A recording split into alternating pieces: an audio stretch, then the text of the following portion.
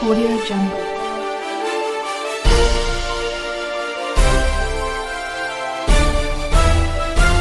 Audio Jungle.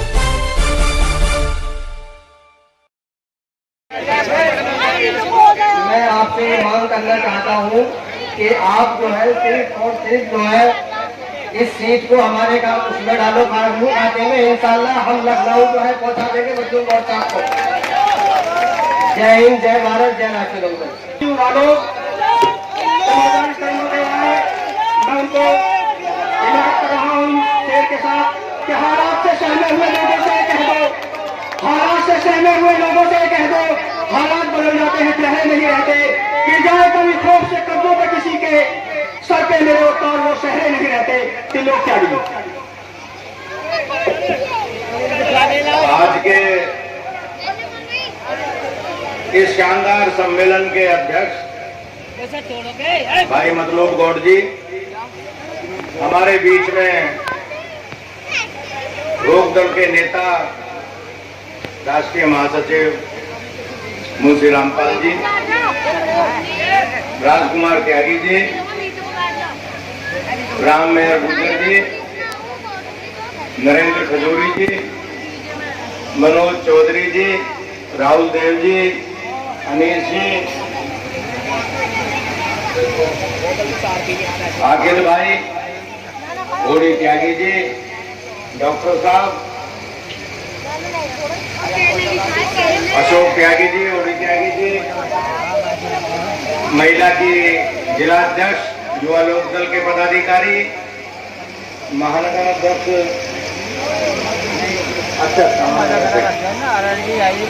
और doctor मतलूब के सभी पदाधिकारीगण और उनके सभी मित्र लोग, उपस्थित बुजुर्गों और नौजवान दोस्तों, और जो अभी जिसने इतना शानदार गाना गाया है, इस लड़के का नाम तो मुझे मालूम नहीं,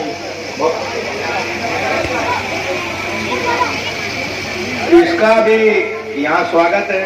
बहुत बढ़िया। मैं अपनी बात शुरू करने से पहले आप लोगों को धन्यवाद करता हूँ।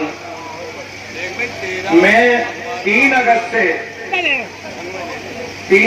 से भाईचारा सम्मेलन लोनी से शुरू किए थे और 30 सितंबर तक ये कार्यक्रम चल रहे हैं। अरे रुको भाई, ये मेरा 2 महीने में 26-27 सम्मेलन राजकुमार जी होने हैं। 25 तारीख को गोरखपुर में है, 26 को देवरिया, कुशीनगर और 28 को राम मेहर गुजर और राहुल देव जी करा रहे हैं सरदना में। 30 को प्रोग्राम है बुलंदशहर में। इसलिए आपसे कह रहा हूं कि अगले वालों का तो मुझे पता नहीं कैसे होंगे, पर अब तक के जितने भाईचारा सम्मेलन हुए हैं वो सबसे बेहतरीन और सबसे जानदार शानदार ये सम्मेलन है। और इस बात को मैं ऐसे नहीं कह रहा, इस बात को मैं ऐसे कह रहा हूं कि जो जोश मैंने नौजवानों में देखा है, जो तरुणाई इनके अंदर है, वो इस बात का सबूत है कि अगले आने वाले चुनाव में सरकार जो बनेगी वो हम लोगों के द्वारा बनेगी। भारतीय जनता पार्टी का सफाया होने जा रहा है।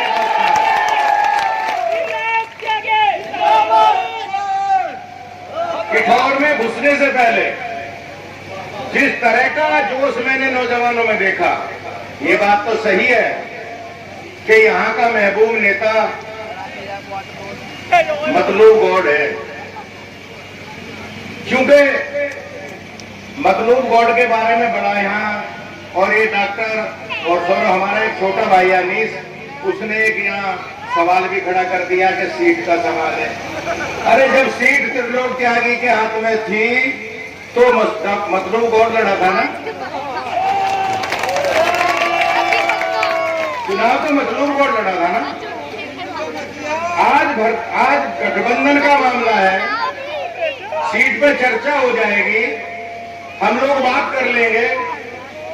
एक बात मैं कहना चाहता हूं कि किठौर क्षेत्र में मतलूब गौड़ से शानदार कोई नेता दूसरा नहीं है।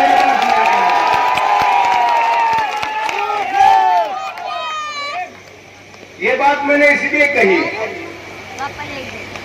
कि इन्होंने जब से पार्टी में आए तब से पार्टी का रंग बदलने का काम किया है। आज जिलाध्यक्ष हैं चौधरी अजीत सिंह जी ने ना बहुत सम्मान दिया, आज वो स्वर्ग में हैं। इनको एमएलए भी लड़ाया, इनको अध्यक्ष भी बनाया। मैं उनको इस बात के लिए स्वर्ग में रहे वो इस बात के लिए उनका शुक्रिया अदा करूंगा। वो जाते जाते भी हमें मतलूब को दे गए और लोकदल को मजबूत कर गए। ये भी मैं आपसे देखूंगा। मैं अपनी बात शुरू करूं। आज मेरे मित्रों ने बहुत अच्छी बातें कही। मुंशी रामपाल ने महंगाई पर सवाल उठाया, राजकुमार त्यागी जी ने तमाम सवालों को छेड़ा, राममेर गुर्जर जी ने किसानी के सवाल को छेड़ा। आज भाईचारा सम्मेलन की जरूरत क्यों पड़ी? बेटा रहने दो, अगर तुम बोलोगे तो ये सब बोलते हैं। भाईचारा सम्मेलन की क्यों जरूरत पड़ी? जयंत चौधरी ने क्यों ये कहा हम लोगों से कि आप 2 महीने भाईचारा सम्मेलन चलाओ? इसकी जरूरत भी पड़ गई इसलिए कि एक पार्टी, मैं यहां अपनी बात कहने से पहले राजकुमार जी का चूंकि नाम आ रहा है मेरे मन में, तो उनका नाम लेने से पहले सबसे पहले मैं उनका स्वागत करना चाहता हूं कि वो भारतीय जनता पार्टी छोड़ के हमारे परिवार में आए। हम उनका सम्मान करेंगे और उनको इज्जत बख्शने का काम करेंगे। ये मैं बात कह रहा हूं। राजकुमार जी का मेरे मन में नाम इसलिए आया कि राजकुमार जी ज्यादा जानते हैं कि भारतीय जनता पार्टी किस तरह की रणनीति और किस तरह की हरकत करके समाज को बांटने का काम करती है, और उन्होंने जिक्र भी किया। आज जरूरत कपड़े की भी है, रोजगार की भी है, शिक्षा की भी है, किसान को अपने फसलों के दाम की भी है, हर चीज की जरूरत है। पर हिंदुस्तान में अगर आज सबसे ज्यादा जरूरत है तो भाईचारा की जरूरत है, दोनों समाज को मिलाकर चलने की जरूरत है। ये 2 हाथ हैं, ये 2 हाथ हैं। एक हाथ हिंदू का और एक मुसलमान का, तब हम बनता और तब हिंदुस्तान बनता, वरना हिंदुस्तान पूरा नहीं होता। आज हम भाईचारा कर रहे हैं। राजकुमार जी, आप तो जानते हो भारतीय जनता पार्टी के नेताओं के हाथ में तेल की कनस्त्री है और एक माचिस है, और लोकदल के जितने नेता बैठे हैं उनके हाथ में बाल्टी है, उसमें पानी और मग्गा है। वो तेल छिड़क कर आग लगाने का काम कर रहे हैं और हम उस पर पानी डालकर मिटाने का काम कर रहे हैं। ये हम काम कर रहे हैं। ये भाईचारा सम्मेलन जो हो रहा है, जो भारतीय जनता पार्टी मिट्टी का तेल डालकर आग लगाती है, उस पर लोकदल पानी डालकर उसको मिटाने का काम पूरे प्रदेश में कर रहा है। और मैं इस बात को इसलिए कह रहा हूं आपसे, इस देश में हिंदू और मुसलमान, सिख और ईसाई सब रहते हैं। बंबई में 5000 पारसी हैं, मुसलमानों की संख्या तो बहुत बड़ी है। सरदार और क्रिश्चियन भी 1 करोड़ के करीब है, 1-1 करोड़ है। 5000 पारसी बंबई में रहते हैं। हो सकता है इस पंडाल में कोई पारसी ना हो, पर मैं आपके बीच में कहता हूं, मैं चौधरी चरण सिंह का शिष्य हूं, उनके चरणों में राजनीति सीखी है। हम जितना 100-125 करोड़ हिंदुओं का सम्मान करते हैं इस देश में, उतना ही 5000 पारसियों का सम्मान करते हैं। ये हमारी सोच है। हम बांटकर राजनीति नहीं करना चाहते। ये देश गांधी का देश है। ये देश माधव सिंह मान सिंह का देश नहीं, ये गांधी का देश है। ये राम का नाम लेकर रोज राम का प्रचार करेंगे, रोज आपसे कहेंगे कि हम राम मंदिर बनवा रहे हैं। मुंशी रामपाल जी, अगर ये बेरोजगार नौजवान कहेंगे कि हमको रोजगार दो, या तुमको रोजगार की पड़ी है, हम राम मंदिर के लिए इकट्ठा कर रहे हैं। आप कहोगे हमारा मदरसा नहीं है, किठौर में स्कूल नहीं है। अभी राजकुमार जी ने कहा कि फल मंडी की भी जरूरत है, तहसील की भी जरूरत है। तो बताइए क्या कहेंगे, यार आप किन बातों को कर रहे हो? हम मंदिर की शिला तराश रहे हैं, तुमको रोजगार की पड़ी हुई है। जब आपको खाना मांगोगे, जब किसान फसल का दाम मांगेगा, जब बेरोजगार नौजवान रोजगार मांगेगा, तो ये आपकी थाली में राम मंदिर परोस देंगे। या हो सकता है मुसलमान भाई ज्यादा हो, हिंदू भाई कम हो, पर मैं आपसे कहना चाहता हूं कि राम को मैं भी मानने वाला हूं, मैं राम का अनुयायी हूं। हमारे खेत में जब हल चलता है तो हमारे बुजुर्ग हल चलाने से पहले कहते हैं लो राम का नाम। गांव में जाओगे तो राम राम साहब कहेंगे, पर मेरे राम में, गांधी के राम में, मेरा राम गांधी का राम है। मोदी के राम और आरएसएस के राम में फर्क है। गांधी का राम जो था रघुपति राघव राजा राम, पतित पावन सीताराम, ईश्वर अल्लाह तेरे नाम, सबको सन्मति दे भगवान, ये गांधी का राम। और इनका राम लो राम का नाम। मनोज जी कर दो सबका काम, ये इनका राम है। राम के नाम पर वोट लेने का काम करने वालों, राम के नाम पर तमाम तरह की लूट करने वालों, राम के मंदिर का चंदा खाने वालों, अपना चेहरा देखो। राम बुरे नहीं है। और जो कुरान के मानने वाले हो, हजूर ने तो ये कहा था मोहम्मद साहब ने कि किसी भी पैगंबर की बुराई मत करो, दुनिया के हर खित्ते पर पैगंबर पैदा हुए हैं। अगर हजूर के मानने वाले हो तो राम की बुराई करोगे क्या? नहीं करोगे ना। अगर सच्चे इस्लाम के मानने वाले हो तो कृष्ण की बुराई करोगे क्या? गौतम बुद्ध की बुराई करोगे? नहीं करोगे ना। जब ये हमको हमारे महापुरुष कह गए, और मैं आपके बीच में कह रहा हूं, धर्म धारण करने योग्य है। यह हो सकता है कोई बौद्ध ना हो, गौतम बुद्ध भी श्रेष्ठ हमारे भगवान हुए हैं, और वो धर्म भी धारण करने योग्य है। अपने अपने धर्म का पालन करो, दूसरे के धर्म की बुराई मत करो। जो दूसरे के धर्म को बुरा कहेगा वो इंसान बुरा है, ये हमारे महापुरुष कहते हैं। जो अपने धर्म को मानेगा, जो इस्लाम को पूर्ण रूप से मानेगा, वो किशोर का नहीं, वो सारे मेरठ का नंबर 1 का आदमी बन जाएगा। मोहम्मद साहब ने तो ये भी कहा था कि तुम्हारा पड़ोसी अगर भूखा सोता है तो तुम्हारा खाना लानत है। लानत शब्द यूज किया उन्होंने। और पड़ोस क्या था कि इधर के भी 20-25 घर, इधर के भी 20-25 घर। इसका मतलब पूरे किठौर में अगर कोई भूखा सोता है तो चेयरमैन साहब का मुर्गा बिरयानी खाना इस्लाम के अंदर नहीं है। ये मैं आपसे कहना है, ये हजूर ने कहा था। तो इस्लाम की बुराई करने वालों, भारतीय जनता पार्टी के लोगों, पहले सब धर्मों को जानो। मैं यह इस मंच से कह रहा हूं कि मैंने बुद्धिज्म पढ़ा है, मैंने इस्लाम पढ़ा है, इसलिए किसी भी धर्म में मुझे खराबी नजर नहीं आई। जो इन धर्मों में खराबी करने का काम करता है वो इंसान खराब है, उसमें खराबी है, धर्मों में कोई खराबी नहीं है। इसलिए मैं आपसे कहना है कि हमको मिलकर रहना, हमको भाईचारा करना, देश की आजादी की लड़ाई का जिक्र किया हमारे साथ में। एक इदारा है देवबंद का, आपको मालूम है, नौजवानों को नहीं पता होगा।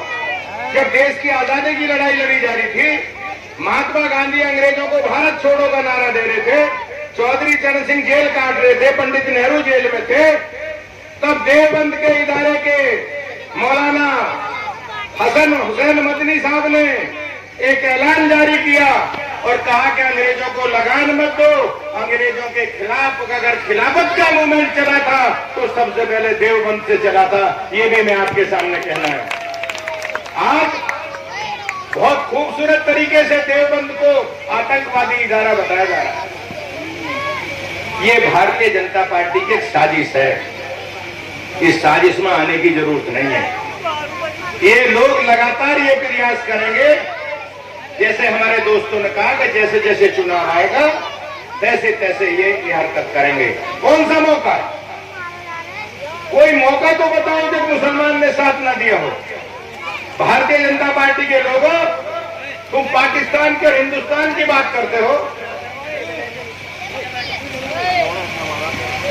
1965 में पाकिस्तान के खिलाफ युद्ध हुआ था। इस सूफी युद्ध में मेजर आसाराम त्यागी हमारे रिश्तेदार हैं, वो मारे गए थे। आपके हो सकता बहुत लोग आप उन्हीं के बीच के हो।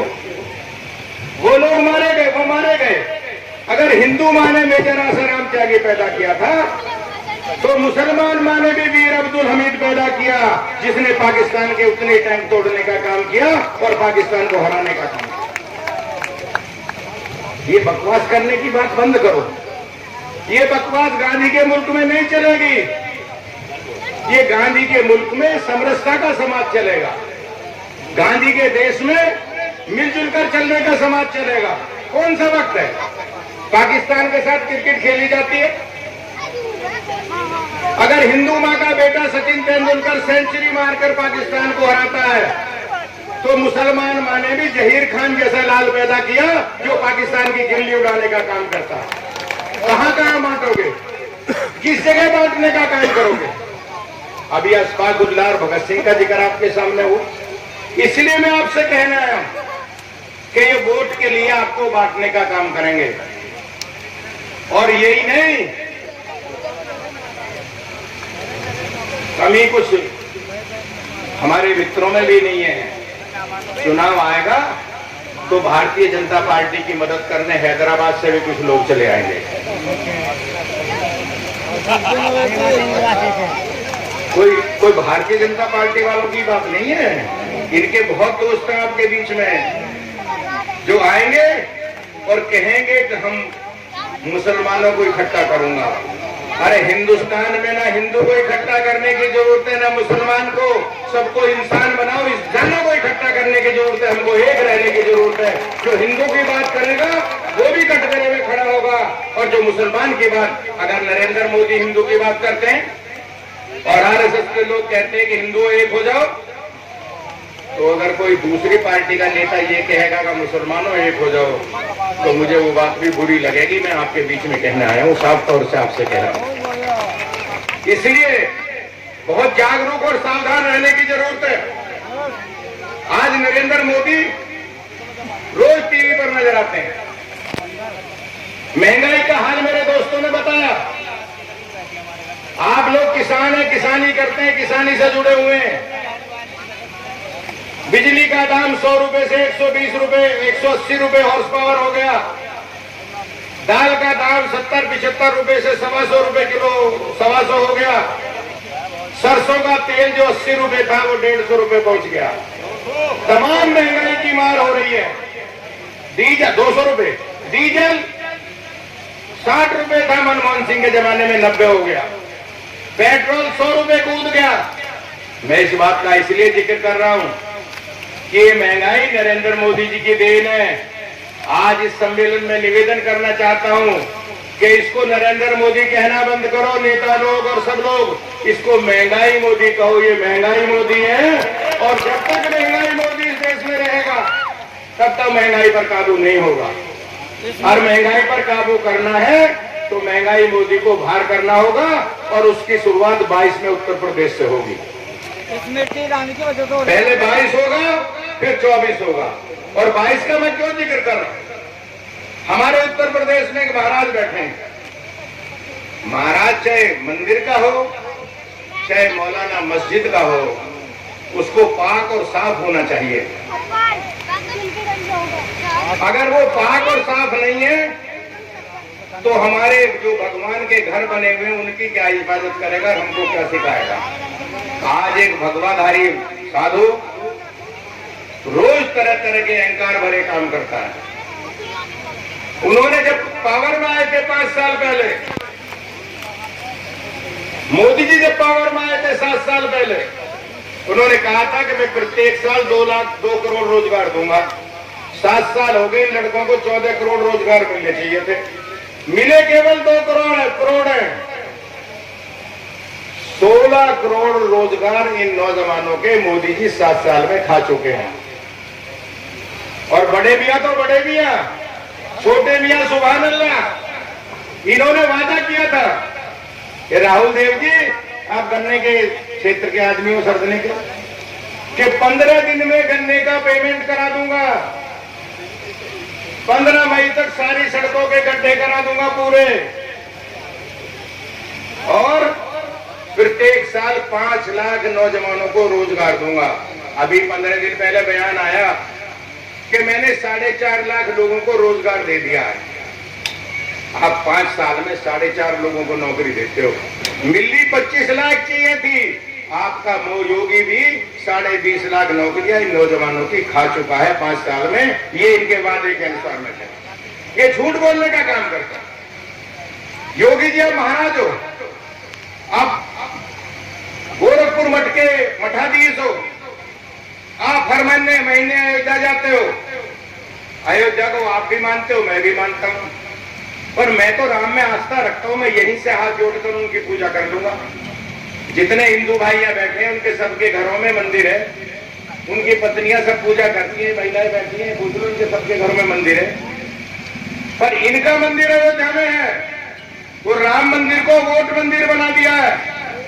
पिछले दिवाली पर 1 लाख दिए जले थे, अब क्या कह रहे हैं कुछ रिकॉर्ड को तोड़ेंगे। अरे योगी जी, अगर रिकॉर्ड तोड़ना था तो पहली सरकार के रोजगार के रिकॉर्ड को तोड़ते, बेरोजगारी को खत्म करते, तब मैं रिकॉर्ड टूटा मानता। रिकॉर्ड तोड़ते तो गन्ने के पेमेंट को तोड़ते। 12,000 करोड़ रुपया गन्ने का किसानों का बकाया है। और अगर आप इतने ही अयोध्या के मानने वाले हो तो राजकुमार जी, मैं हाथ जोड़ के निवेदन करता हूं उनसे कि आप गोरखपुर मठ के महाराज हो, अयोध्या भी आप ही ले लो, उसके भी महाराज आप ही हो जाओ, मठाधीश हो जाओ, हमको मुक्ति दे दो, लखनऊ से हट जाओ, इससे माफ कर दो। ये मैं उनसे निवेदन करने आपके बीच में आया। आप अपना महाराजी करो। आज एक नया प्रचलन हो गया है कि सारे साधु संत, सारे तकरीर करने वाले मौलाना, सब ये हाथ लगाए बैठे कि किस तरह लोकसभा में घुसे, किस तरह विधानसभा में कब्जा करें। अगर विधानसभा में धार्मिक लोग आ जाएंगे तो ये मतलूब गौड़ का तबला बजाएगा। ये मुंशी रामपाल कौन सा बिजनेस करेंगे, मैं आपसे पूछना चाहता हूं। हम लोग जो कॉलेज के टाइम से, यूनिवर्सिटी के टाइम से जिंदाबाद मुर्दाबाद कर रहे हैं, हम लोग कौन सा काम करेंगे? तुम्हें एक काम मिला हुआ है, तुम्हारा काम तुम्हें मंजूर, हमारा हमें मंजूर। अब जो अपना काम करेगा वो ही ठीक रहेगा। वो कहते हैं ना कि दूसरे की कार को साजे तो डंडा बाजे। तुम अपना काम करो, तुम महाराजी करो, हम राजनीति करें, तुम इससे मुक्ति देने का काम करो। तुमने 4.5 साल में उत्तर प्रदेश को बर्बाद करने का काम किया। भारतीय जनता पार्टी रोज झूठ बोल रही है और बीजेपी का एक मतलब है, बीजेपी बहुत झूठी पार्टी। अंग्रेजी में बीजेपी लिखते हैं ना, बच्चे जानते हैं पढ़े लिखे, तो बीजेपी का एक माने ये भी बहुत झूठी पार्टी। आपके बीच में आएंगे, तरह तरह के झूठ फैलाने का काम करेंगे। कहते हैं कि गांधी ने देश को बांट दिया। मैं मुंशी रामपाल जी बोलना तो नहीं चाहता था इस सवाल को, पर जरूर कहूंगा। ये देश में चर्चा है, विद्वान व्यक्ति भी बैठे हैं आपके स्टेज पे, सामने भी बैठे हैं। जिस दिन देश का बंटवारा हुआ, 14 तारीख को, 14 अगस्त को जिन्ना साहब ने पाकिस्तान में ओथ ली और 15 अगस्त को नेहरू जी ने लाल किले पर झंडा फहराया। उस दिन गांधी कहां थे? आरएसएस और बीजेपी के लोग क्या कहते हैं कि गांधी ने देश को बांट दिया। देश के बंटवारे पे 5 आदमियों के दस्तखत हैं। एक दस्तखत पंडित जवाहरलाल नेहरू का, एक सरदार पटेल का, एक सरदार जी थे पंजाब के, उनका दस्तखत है, और एक जिन्ना साहब का, और एक मुजफ्फरनगर से जाकर जो प्रधानमंत्री बने थे हमारे रहने वाले लियाकत अली जी, उनका दस्तखत है। 5 आदमियों के दस्तखत है देश बंटवारे पे। गांधी का कहीं सिग्नेचर नहीं है। पर भारतीय जनता पार्टी, गांधी ने देश को बांट दिया, गांधी ने मुसलमान को ये कर दिया। हाँ, जिस दिन पंडित जवाहरलाल नेहरू ओथ ले रहे थे, गांधी जी कहां थे? गांधी जी दिल्ली में नहीं थे। गांधी जी बंगाल में के नोबाखाली में आमरण अनशन पर बैठे थे। हिंदू मुसलमान झगड़ रहे थे। गांधी जी ने कहा, जब तक तुम एकता करके मुझे वादा नहीं करोगे कि हम भाईचारे के साथ रहेंगे, मैं अनशन नहीं तोड़ूंगा, मैं प्राण त्याग दूंगा। उधर लाल किले पर झंडा फहरा था, उधर महात्मा जी आमरण अनशन पर बैठे थे। वो महात्मा गांधी था जो देश को बचा रहा था। भारतीय जनता पार्टी के लोगों को यही पता नहीं है गांधी क्या थी। गांधी के बारे में झूठ का प्रचार करने में लगे हुए। इसलिए मैं आपसे कहना चाहता हूं कि बहुत झूठे आदमी हैं, इनका कोई नेता नहीं है। किसी नेता ने आजादी की लड़ाई में जेल नहीं काटी। अंग्रेजों का साथ देने के लिए आरएसएस के लोग कह रहे हिंदुओं तुम इकट्ठे हो जाओ और मुसलमान तुम्हारा नुकसान कर देंगे। जब लोकमान्य तिलक ये कह रहे थे कि हिंदुओं तुम पूजा भी करो और देश को आजाद भी करो, स्वतंत्रता मेरा जन्म सिद्ध अधिकार है, तब गोल वर्कर और हेड के वर्कर कह रहे थे कि नहीं, हमें आजादी से कोई लेना देना नहीं है, हमें तो हिंदुओं को संगठित करना। अरे हिंदुओं की बारात कहां ले जाएगा संगठित करके? पहले देश को आजाद करो। आज देश आजाद है तो हम खड़े होकर बोल रहे हैं। ये जो राजनीति थी, ये आजादी से पहले और आजादी के बाद जब लोकतंत्र आया इस देश में, तो बड़े बड़े महल नवाब साहब और राजाओं के महलों में कैद थी। चौधरी चरण सिंह ऐसे नेता हुए देश में जिन्होंने राजनीति की गंगा को गांव की गलियों में उतारा, और उन्होंने किसानों के लड़कों को, मेरे जैसे हजारों लड़कों का हाथ पकड़कर उन्हें नेता बनाने का काम किया। चाहे मुलायम सिंह हो, लालू यादव हो, नीतीश कुमार हो, बीजू पटनायक हो, ये चौधरी चरण सिंह के बनाए नेता। और किठौर वालों, तुम्हारे यहां भी उन्होंने दो नेता बनाए थे, सखावत साहब और हलीम साहब भी चौधरी चरण सिंह के बनाए हुए एमएलए थे, याद रखना पड़ेगा। ये चौधरी चरण सिंह ने किया। चौधरी चरण सिंह हिंदू मुस्लिम एकता के प्रतीक थे। बागपत से खुद लोकसभा लड़ते थे तो गाजियाबाद से कुंवर महमूद अली को लड़ाते थे। चौधरी अजीत सिंह बागपत से एमपी लड़ते थे तो कैराना से, मैं गाजियाबाद लड़ा तो कैराना से लड़ाया उनको अमीर आलम साहब को। एकता तब होती है जब दोनों हाथ मिलकर काम करेंगे, जब हम की संस्कृति लागू करेंगे तब हिंदुस्तान बनेगा। और जो मैं करेगा, भारतीय जनता पार्टी के लोग मैं करते हैं, हम की बात करते हैं, हम सब धर्मों की बात करते हैं। जो मैं करेगा वो बकरी बन जाएगा। मोदी जी, तुम और तुम्हारी पार्टी बकरी की आवाज बोल रहे हो, ये मैं आपके बीच में कहना है। हम की संस्कृति भारत में चलेगी, इस संस्कृति को बढ़ाना, सबका सम्मान करना। और मैं आखिर में एक बात कह रहा हूं कि अगर कोई किठौर में हरकत हो जाए और हिंदू कम हो और उस पर कोई ना सिर्फ आदमी हमला करने का प्रयास करे, लोगों को भड़काए, तो मतलूब गौड़ और इनके दोस्तों का काम बनता है कि अपनी छाती लगाकर खड़े हो जाए और इस हिंदू के हाथ न लगाने दें। और अगर कहीं सरधने में या नरेंद्र खजूरी के गांव में मुसलमान कोई कम है और कोई सिरफिरा आदमी आरएसएस का पहुंच जाए और मुसलमानों पर हमला करने की योजना बनाए, तो इनका दायित्व बनता है कि अपनी छाती लगा दे, उस पर हाथ न लगा दे, तब हिंद एकता बनेगी, तब भाईचारा कायम होगा। भाईचारा बातों से कायम नहीं होगा। इसलिए मैं अपनी बात को ज्यादा न रखते हुए, चौधरी चरण सिंह जी के कितने ही काम थे। जमींदारी का किया, मंडी समिति बनाई, उन्होंने चकबंदी का कानून बनाया, बहुत कानून बनाए। देश के प्रधानमंत्री बने तो उन्होंने अपने मंत्री, अपने सेक्रेटरी से पूछा कि 20% शहर वालों के लिए शहरी विकास मंत्रालय और जो 80% गांव वाले हैं उनके लिए कौन सा मंत्रालय? तो बाबू साहब बोले कि नहीं है साहब कोई, कि जाओ और ग्रामीण विकास मंत्रालय की फाइल तैयार करके लाओ। आजाद भारत का पहला प्रधानमंत्री जिसने गांव वालों के लिए, किसानों को, गरीबों को, मुसलमानों को, दलितों को एक मंत्रालय दिया और उसमें 50% का बजट आवंटित किया, ग्रामीण विकास मंत्रालय बनाया।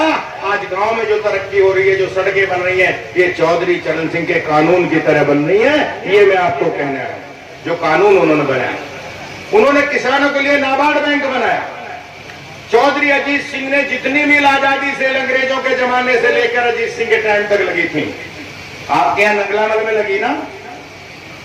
जब नगलामल की मिल लग गई तभी तो गन्ना बढ़ने लगा। तो ये अजीत सिंह ने किया। मैं इस बात का इसलिए जिक्र कर रहा हूं और एक वादा आपको देता हूं कि जयंत चौधरी बहुत ही समझदार और शालीन नौजवान है। मैंने जयंत चौधरी को तब से देखा जब से उन्होंने होश संभाला है। मैं एक बात आपके बीच में कह सकता हूं मुंशी रामपाल जी, कि जितने नौजवान भारत की राजनीति में हैं, मैं बगैर नाम लिए कहता हूं सबके लिए, जयंत चौधरी उनमें सबसे शानदार, भला और अच्छा नौजवान है। वो आपकी लड़ाई लड़ेगा। ये आपके बीच में कहकर अपनी बात को समाप्त करता हूं। और फिर मतलूब भाई को मतलू भाई के लिए मांग उठा दी अनीस भाई ने बहुत बढ़िया, कि साहब ये सीट लेके एमएलए बना दो। बहुत बढ़िया। अरे अनीस, अरे भाई ये मैं इस अनीस को कह रहा हूँ, तुम्हें नहीं कह रहा। अरे भाई ये तो एक एमएलए की बात कर रहे हो, हमने तो इसको 7 एमएलए का अध्यक्ष बना रखा, अभी 7 एमएलए का अध्यक्ष है। आज ये अनीस इसको एक विधानसभा तक रखना चाहता है। एक ही अरे बढ़िया। बच्चे, हमको इसे 7 विधानसभा का अध्यक्ष बना रखा, पूरे जिले का कप्तान बना रखा। आज मतलूब गौड़ विधानसभा किठौर का कैप्टन नहीं है, आज मेरठ जिले का कप्तान है, इसलिए गर्दन ऊंची करके रहना, इसको झुकाने की जरूरत नहीं है। इतनी बात समाप्त करके अपनी बात समाप्त कर रहा हूं। और मैं आपसे वादा कर रहा हूं कि पार्टी में इसका कद बड़ा होता रहेगा, बस यही वादा करता हूं। बहुत बहुत धन्यवाद। Audio Jungle.